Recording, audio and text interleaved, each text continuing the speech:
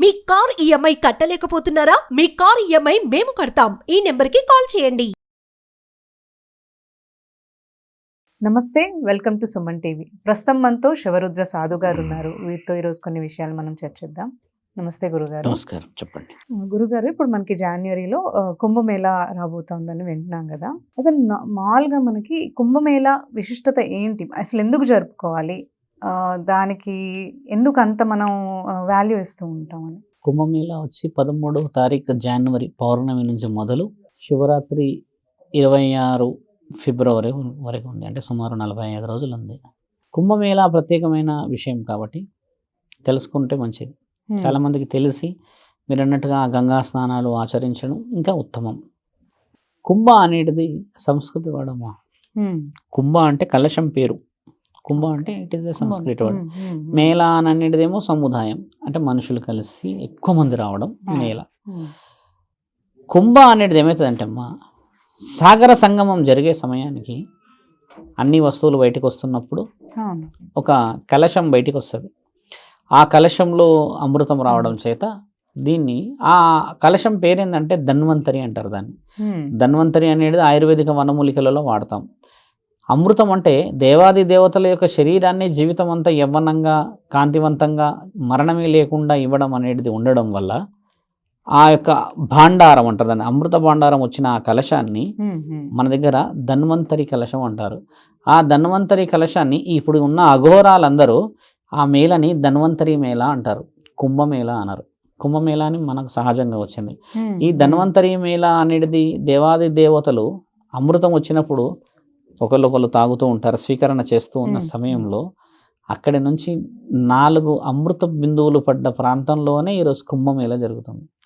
దేవతలు స్వీకరిస్తున్న సమయంలో 4 అమృత బిందువులు భూమి మీద పడ్డాయి. ఆ పడ్డ ప్రాంతాలే అలహాబాద్, ఉజ్జయిన్, నాసిక్, హరిద్వార్. ఆ 4 సరస్సులలో పడ్డందుకు ఆ సరస్సులలో ఈరోజు ప్రయాగరాజ్ అన్న పేరుతోని మనము ఆ సరస్సులోకి వెళ్ళి స్నానం చేయడం చేత మరణగండం దాటుతాం. అమృతం యొక్క ముఖ్య ఉద్దేశం ఏమిటంటే మరణమే ఉండకుండా చిరంజీవుల్లాగారని వాళ్ళు తాగారు కదా దేవాది దేవతలు. ఇక్కడ అమృతం లేదు కాబట్టి మరణగండాలని మనం దాటగలం.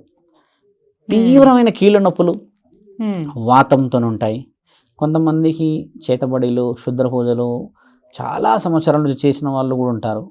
అలాంటి వాళ్ళు ఈ గంగా స్నానం చాలా పవిత్రమైనది. ఎందుకు పవిత్రమైనది? అసలు ఎక్కడో అమృతం పడి ఎన్నో సంవత్సరాలు అయింది ఇప్పటివరకు. ఎందుకంటే ఈ నక్షత్రాల ఆగమనమే ఆ సమయానికి ఆ 3 సరస్సులను కలుపుతుంది, గంగా, జమున, సరస్వతి. ఇప్పుడు మన దగ్గర ఓన్లీ గంగామాతే ఉంది భూమండలంలో. జమున మాత పైనుంచి వచ్చిందనమాట. సరస్వతి మాత మొత్తం కిందున్న 7 లోకాలు దాటి వెళ్ళిపోయింది, ఇప్పుడు లేదు భూమి మీద. కాకపోతే ఇక్కడ సరస్వతి మాత పుట్టింది అని చెప్తారు మన వాళ్ళు, కానీ సరస్వతి మాత పుట్టిన దగ్గర ఇప్పుడు లేదు, నీళ్లు లేవు అక్కడ. అన్నీ కలిసిపోయి అలా అలా అలా అలా ఒక తీరని సంగమం, అంటే ఆ త్రివేణి సంగమం అంటారు. ఆ 3 కలిసిన తరుణము ఈ 4 సరస్సుల నుంచి బయటకు వచ్చినప్పుడు అక్కడ అఘోరాలు వచ్చి స్నానాలు మొదట ఆచరిస్తారు. ఎందుకు ఆచరిస్తారంటే అమ్మ, మరణగండాల కంటే ముందు నీటి గండం ఉంటుంది మన దగ్గర. ఎలా ఉంటుందంటే చర్మ వ్యాధులు వస్తాయిగా ఇప్పుడు కంటామినేటెడ్ వాటర్లో స్నానాలు చేస్తే. అలా రాకుండా చితాభస్మాన్ని శరీరానికి రాసుకోవడం చేత, పవిత్రమైన రుద్రాక్షలని వాళ్ళు శరీరం మీద ఎప్పటికీ పెట్టుకొని ఉండడం చేత పాజిటివ్ అనేది వాళ్ళ శరీరంలో కొంచెం హెవీ వాల్ట్స్లో ఉంటుంది, అంటే కంటెంట్ ఎక్కువ ఉంటుంది. ఒక రకంగా చెప్పాలంటే అమ్మ, విద్యుత్ శక్తి కంటే ఎక్కువ శక్తి అయింది. అంటే ఒక సూక్ష్మమైన శరీరం ఇది అనంతమైన లోకాలని ఏలగలుగుతుంది. ఎలా స్నానం ఆచరిస్తారు అక్కడికి వచ్చి మొదట వాళ్ళు. ఈ శరీరంలో ఏదైతే చితాభస్మం రాసుకుంటారో అమ్మ, ఈ రుద్రాక్షలకు ఉన్న మహిమ అంతా పాజిటివ్ అనేది ఎప్పుడు ఉంటుంది శరీరం మీద. అంటే దైవానికి సంబంధించిన దగ్గర ఉంటారు కదా, శివుడు తప్పితే ఇంకా వాళ్ళు ఎక్కడ కనబడరు.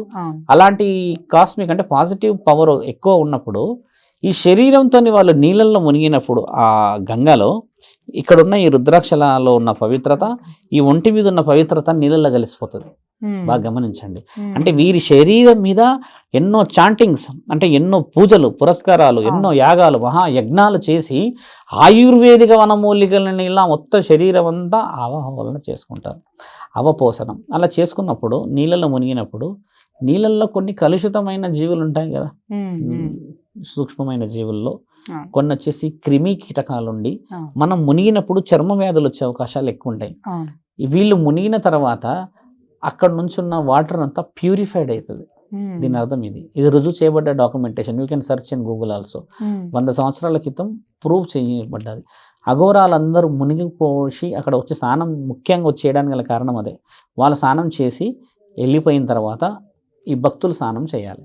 చేసినప్పుడే ఆ నీళ్లు పొల్యూటెడ్ నుంచి కంప్లీట్గా ఫ్రెష్ అవుతుంది, ప్యూరిఫైడ్ అవుతుంది. ఇది రుజువు చేయబడ్డది. వాళ్ళు అందుకు స్నానాలు చేస్తారు. అంతేకాని శివుడి దగ్గరే కూర్చున్న వాళ్ళకి ఈ గంగామాత చేంజ్ చేస్తుంది. ఇక్కడ మంచి లాజిక్ క్వశ్చన్. ఇప్పుడు ఎప్పుడు దేవుడి దగ్గరే ఉంటారు, శివుడినే గెలిచిన శక్తులు అవన్నీ. అలాంటప్పుడు ఈ నీళ్ళతోని వీళ్ళకి ఏం శక్తి వస్తుంది అంటే వీళ్ళు వచ్చింది సమాజం బాగు కోసం, అందుకని వాళ్ళు మునుగుతారు మొదట నీళ్ళల్లో. అది అక్కడ పవిత్రత. మళ్ళీ ఇందులో 4 రాశుల వారికి పవిత్రత ఉంది. కుంభరాశి, సింహరాశి, కర్కాటక రాశి, మేషరాశి. ఇలా 4 రాశుల వాళ్ళు ఆ అమృతం తాగుతున్న గడియల్లో వీళ్ళు కూడా పుట్టిండొచ్చు కదా అక్కడక్కడ భూమండలంలో. ఎందుకంటే అప్పటికి అమృతం పుట్టింది, ఆవు పుట్టింది, తాబేలు వచ్చింది, అక్కడ తులసీమాత వచ్చింది, లక్ష్మీమాత వచ్చిందంటే కొన్ని జీవరాశులు ఉన్నట్టే కదా అప్పటికి. ఆ వాళ్ళు అమృతం వచ్చే గడియల్లో పుట్టిన వాళ్ళు కాబట్టి కొన్ని ఈ 4 రాశుల వాళ్ళు ఆ సమయంలో మునగడం, ఆ సమయంలో స్నానం ఆచరించడం చాలా చాలా చాలా శుభసూచకం. మిగతా వాళ్ళకు కూడా శుభసూచకమే, కానీ కొంచెం అప్రూవల్ వచ్చింది, కొంచెం లైన్లో వచ్చి డిఫరెన్స్ ఉంటుంది కదా తల్లి. అంటే ఇమ్మీడియట్గా రిజల్ట్ ఉండే 4 రాశులు వీళ్ళు. ఇందులో ముఖ్యంగా అఘోరాల ప్రస్తావన ఎందుకు? కుంభమేళలో ఒక అఘోరాలు 144 ఇయర్స్కి జరిగేది మహాకుంభమేళ. ఇప్పుడు మీరు చెప్తున్నది ఇది కుంభమేళ 12 సంవత్సరాలకు ఒకసారి జరిగేది. 6 సంవత్సరాలకు ఒకసారి జరిగే కుంభమేళ ఉంది. ఆ మేళ దాన్ని అర్ధ కుంభమేళ అంటారు. మళ్ళీ 3 సంవత్సరాలకు ఒకటి వస్తుంది, దాన్ని మేఘ అంటే మగు కుంభమేళ అంటారు. 4 కుంభమేళలు అవుతాయి. ఇక్కడ 4 అమృత బిందులు పడ్డాయి, 4 సరస్సులలో పడ్డాయి. 4 రాశుల వారికి ఎవరి కోసం ఇచ్చారు? ఇది మానవుల శ్రేయస్సు కోసం. 4 సార్లు ఎందుకు గురువు గారు 144 ఇయర్స్ నువ్వు ఉంటావా, నేను ఉంటామా, ఎవరు బతుకుతారు? సహజంగా వ్యూవర్స్కి వచ్చే క్వశ్చన్.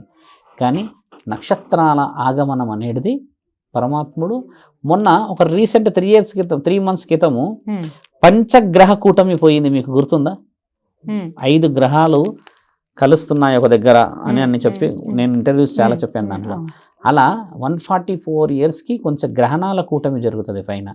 అలాంటి సమయంలో ఇక్కడ కుంభమేళ, మహాకుంభమేళ జరుగుతుంది. మహాకుంభమేళకి ఎవరు వస్తారంటే అమ్మ, మహా ఋషులు.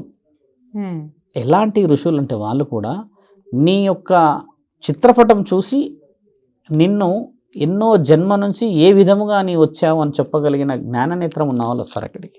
అంటే గురువులు ఆది గురువులు వస్తారు అక్కడికి. తర్వాత మహాకుంభమేళలకి కుంభమేళలో కూడా వస్తారు వాళ్ళు, అన్ని కుంభమేళల్లో వస్తారు. ఎందుకు వాళ్ళు అంత సమూహంగా వచ్చి ఏం చేస్తారు? They count each others.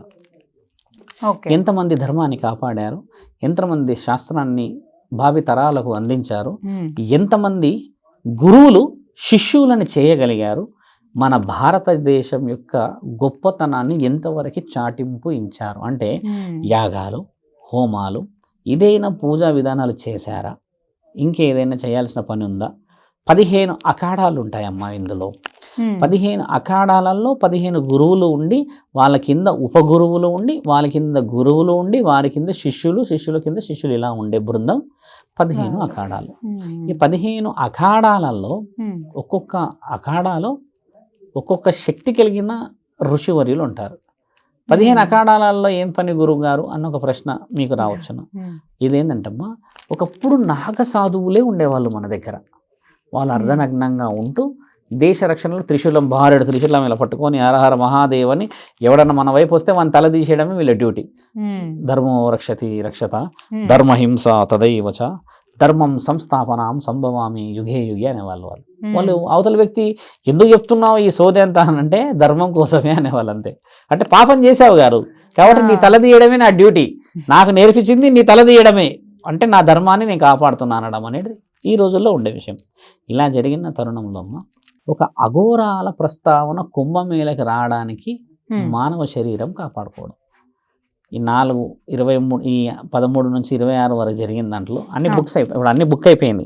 First ఒక 1 మంత్ వరకు ఫుల్ బుక్ ఉంటుందమ్మా. ఎండ్ డేస్లో వెళ్ళడం చాలా మంచిది. కుంభమేళ ప్రత్యేకతలో మేమేంటంటే చాలా డీప్గా పోగలుగుతాం. ఎందుకంటే అఘోరాల వివరణ, మానవులు తెలియకుండానే అందులో వెళ్ళి మునిగి వస్తున్నారు. అవును, తెలిసి మునిగితే ఈరోజు చూడమ్మా అక్కడ అమృతం పడ్డదంట అని ఎవరికి తెలియదు. కుంభమేళ అనగానే వెళ్తూ గంగానది స్నానం చేసి వస్తే అసలు గంగానది ఎందుకు చేయాలి స్నానం, అది తెలియాలి కదా మనకి. అసలు స్నానం చేయకపోతే ఏమైతే చేస్తే ఏంటంటే అదొక పవిత్రత మనకి శాస్త్రం, ఇతిహాసం, పురాణాలు రాసున్నాయి. ఇప్పుడు ఈ తర్వాత మళ్ళీ మనకి గోదావరి పుష్కరాలు ఉన్నాయి ఇక్కడ. మీకు తెలుసా అమ్మ, చాలా మంది మనతో కాంట్రవర్సీకి వచ్చినా పర్లేదు, గోదావరి నది అసలు భూమి మీద పుట్టిందే కాదు. గోదావరి నది గౌతమ మునివర్యులు తీసుకొచ్చారు భూమి మీదకి పైన ఆకాశం నుంచి. చాలా గొప్ప చరిత్ర మనది. గోదావరి వచ్చింది గౌతమ మునివర్యుడు పైనుంచి లాక్కొచ్చాడు ఆయన స్నానం చేయడానికి.